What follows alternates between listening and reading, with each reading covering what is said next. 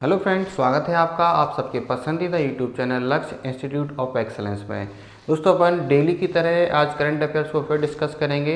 Daily आपको मैं current affairs का वीडियो लेके आया हूं, तो आज फिर अपन देख रहे हैं इसको। तो चलिए स्टार्ट करते हैं अपन।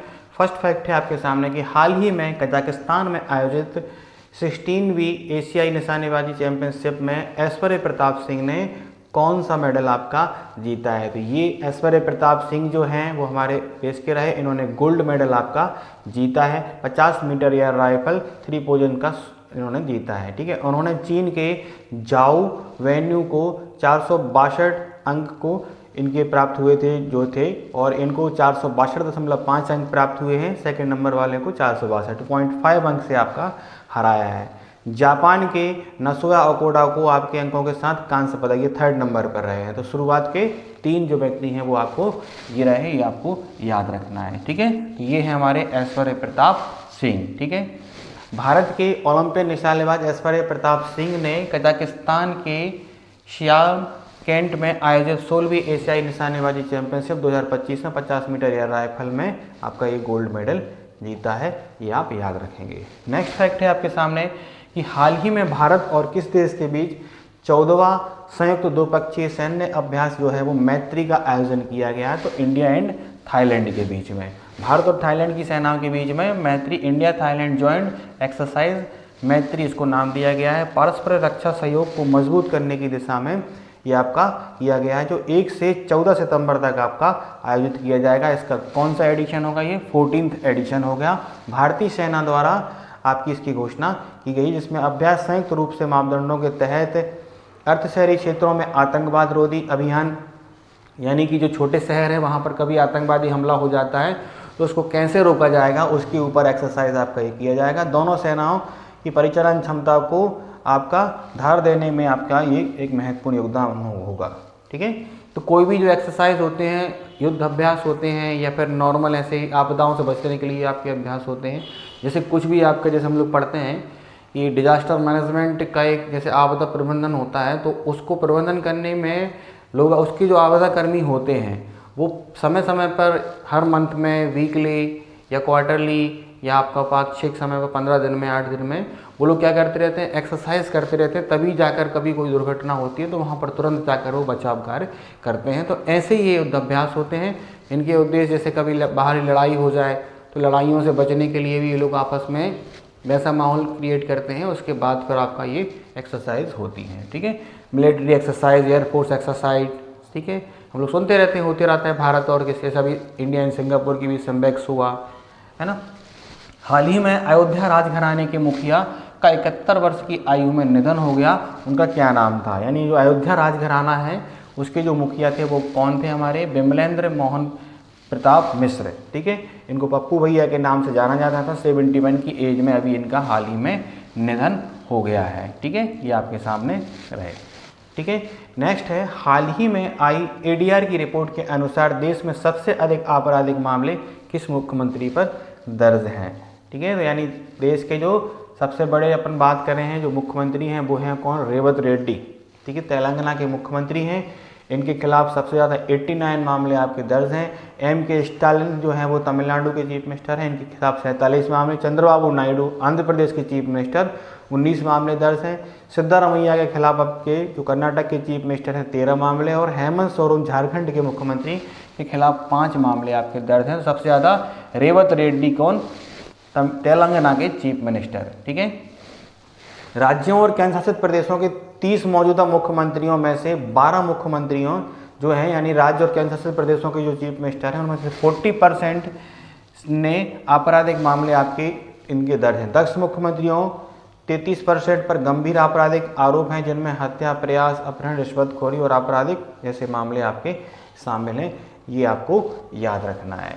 ठीक है, नेक्स्ट है, हाल ही में किस राज्य सरकार ने नगर पालिका कर्मचारियों के लिए 1 करोड़ रुपए का कवर देने की घोषणा की है ना? Which state government has recently announced a cover 1 crore of municipal employ. तो जो है चंद्रबाबू नायडू, ठीक है, इन्होंने आपकी ये घोषणा की है आंध्र प्रदेश के लिए, जो कि जितने भी आपके कर्मचारी रहेंगे इनकी अगर मृत्यु होती है तो इनको आपका 1 करोड़ रुपए और आउटसोर्स जो कर्मचारी हैं उनके लिए 20 लाख रुपए का कवर देने की घोषणा की है। यानी नगर पालिका के जो भी आपके एम्प्लॉय रहेंगे, अगर वो परमानेंट हैं तो उनको 1 करोड़ रुपये, और अगर वो अस्थायी हैं या आउटसोर्स यानी बाहरी कंपनियों के तौर पर कुछ कर्मचारी भी काम करते हैं जो परमानेंट नहीं होते हैं, तो उनके लिए 20 लाख का कवर देंगे आपके, ये आपको याद रखना है। हाल ही में भारत के डाक विभाग ने किस देश के लिए अंतर्राष्ट्रीय डाक सेवा शुरू करी है ना, आपकी निलंबित करी है, सॉरी। तो भारत ने अमेरिका के साथ जो संबंध, देखिए अभी आपके क्या हो रहा है, अमेरिका जैसे अमेरिका के राष्ट्रपति भी इंडिया के खिलाफ कई प्रकार के कदम उठा रहे हैं, तो भारत ने इसी से आपका ये शुरू किया है। 25 अगस्त 2025 से संयुक्त राज्य अमेरिका की अंतर्राष्ट्रीय डाक सेवाएं जो हैं वो आपकी स्थगित कर दी हैं, निलंबित कर दी हैं। आगामी समय तक अब कब तक रहेगा ये आपको याद रखना है। अमेरिका से संबंधित कुछ जानकारी, अमेरिका और दक्षिण कोरिया ने उल्ची फ्रीडम शील्ड सैन्य अभ्यास शुरू किया है।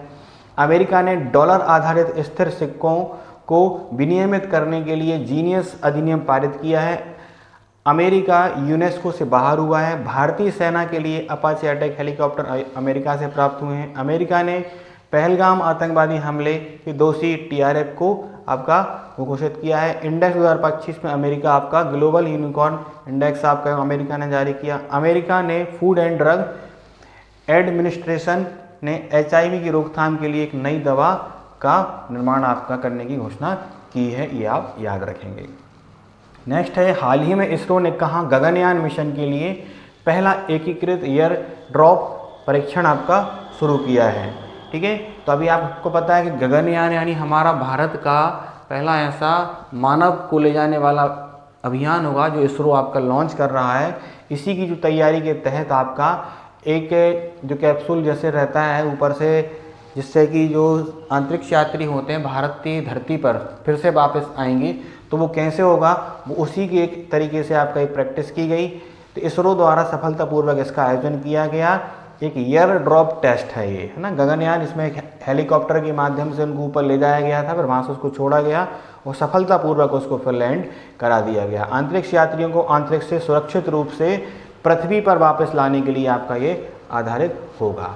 इसको थोड़ा सा अपन समझते हैं कि गगनयान परीक्षण के लिए जो होगा आपका ये कार्यक्रम जो है वो के लिए क्रू मॉड्यूल की पैरासाइट आधारित आपकी मंदन प्रणाली के अंतिम प्रदर्शन को मान्य करना इसका उद्देश्य था। यह सुनिश्चित करना कि अंतरिक्ष यात्री पैराशूट के माध्यम से सुरक्षित रूप पर पृथ्वी पर लौट सके, है ना। सफलता के जो मुख्य बिंदु हैं, इसरो ने श्रीहरिकोटा के सतीश धवन अंतरिक्ष केंद्र से यह परीक्षण सफलतापूर्वक पूरा किया है। यह परीक्षण गगनयान मिशन के लिए प्रणाली स्तरीय योग्यता की दिशा में एक महत्वपूर्ण कदम है। ठीक है, इस परीक्षण को भारतीय वायुसेना जो है वो रक्षा अनुसंधान एवं विकास संगठन यानी जो DRDO है ना, भारतीय नौसेना, भारतीय तटरक्षक बल संयुक्त प्रयासों से पूरा हुआ है ना। जैसे कि जब समुद्र में उतारा गया तो वहाँ पे जो काम था वो नेवी ने किया, ऊपर से हेलीकॉप्टर से करा गया, तो वो लगभग आपका ये सारी चीज़ें आपको याद रखना है। तो सभी ने एक संयुक्त आपका किया, उसके बाद ये आपका हुआ। तो इस सफल परीक्षण से गगनयान के लिए अंतरिक्ष यात्रियों को सुरक्षित रूप से वापस लाने की क्षमता का प्रदर्शन हुआ कि हम किस तरीके से वहाँ पर उनको ला सकते हैं। हाल ही में RBI ने किस बैंक SMBC की 24.9% हिस्सेदारी को मंजूरी दी है, तो एस बैंक। ठीक है, ये आप याद रखेंगे, एस बैंक है। एस बैंक अगर आप आज से 4 साल पहले जाते हैं तो एस बैंक के शेयर भी बहुत नीचे आ गए थे और तब से लेकर आज तक एस बैंक जो है वो लगातार अच्छा प्रदर्शन जारी रख रहा है। RBI ने इसकी भरपूर मात्रा में हेल्प की है, ये आप याद रखेंगे। हाल ही में CISF ने कहा पहली महिला कमांडो इकाई जो है वो आपकी शुरू की है, तो मध्य प्रदेश में आपका ये शुरू किया है। तो केंद्रीय औद्योगिक सुरक्षा बल ने लैंगिक समानता को बढ़ावा देने के लिए अपनी पहली पूर्ण इकाई जो है वो आपका शुरू करा है। ठीक है, मध्य प्रदेश के बरवाहा स्थित क्षेत्रीय प्रशिक्षण केंद्र में। ठीक है, इस कार्यक्रम में शारीरिक फिटनेस, हथियार प्रशिक्षण, लाइव फायर अभ्यास, रेपलिंग और आपकी उत्तरजीविता के अभ्यासों को आपका किया जाएगा। इन कमांडों को उच्च सुरक्षा वाले स्थानों पर त्वरित प्रतिक्रिया टीमों के माध्यम से आपका किया जाएगा, यानी यहाँ पर ट्रेनिंग की गई और उसमें ये सारे के सारे रहे। ठीक है, तो ये मध्य प्रदेश है, सेंटर में है।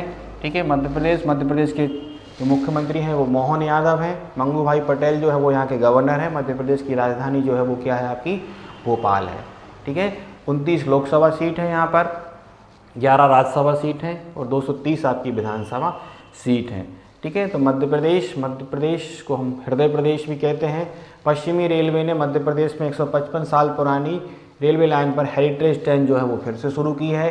हिंदी में MBBS कराने वाला देश का पहला मेडिकल कॉलेज जबलपुर में खोला गया है। मध्य प्रदेश सरकार ने बेरोजगार युवाओं के लिए मासिक सहायता की शुरुआत की है। यानी अगर भाई कहीं भी क्षेत्र में आपका व्यवसाय प्रशिक्षण लेना चाहते हैं तो उनके लिए आपका वो होगा। भारत की सबसे दुर्लभ और संकटग्रस्त जंगली बिल्ली केरावल को मध्य प्रदेश के गांधी सागर वन्यजीव अभयारण्य में देखा गया है। जस्टिस संजीव सचदेवा को मध्य प्रदेश हाई कोर्ट का मुख्य न्यायाधीश नियुक्त किया गया है। उज्जैन में एक नया आकाशवाणी केंद्र आपका बनेगा, ठीक है, क्योंकि महाकाल मंदिर के लिए प्रसिद्ध है उज्जैन, और मध्य प्रदेश के मुख्यमंत्री मोहन यादव जी का गृह नगर भी है, ठीक है। हाल ही में भारतीय समुद्र सप्ताह 27 से 31 अक्टूबर तक कहाँ पर आपका आयोजित किया जाएगा? तो आपका ये मुंबई में आयोजित किया जाएगा। चेन्नई बंदरगाह प्राधिकरण ने आपकी इसकी आधिकारिक रूप से घोषणा कर वहाँ पर तैयारियाँ इसकी शुरू कर दी हैं, ठीक है। शहर रोड शो का इसमें आयोजन किया गया है चेन्नई में, ठीक है, ये आप याद रखेंगे, ठीक है। हाल ही में OpenAI ने 2025 में किस देश में अपना पहला कार्यालय खोलने की घोषणा की है? OpenAI आपने सुना होगा नाम, जैसे कि आज आप एक ChatGPT का नाम सुनते हैं, उसकी एक मदर कंपनी है, मतलब उसकी जो फाउंडर कंपनी है OpenAI, अपने वैश्विक विस्तार में एक महत्वपूर्ण उपलब्धि हासिल करते हुए ChatGPT के निर्माता OpenAI ने 2025 के अंत तक नई दिल्ली में पहला भारतीय कार्यालय खोलने की घोषणा की है।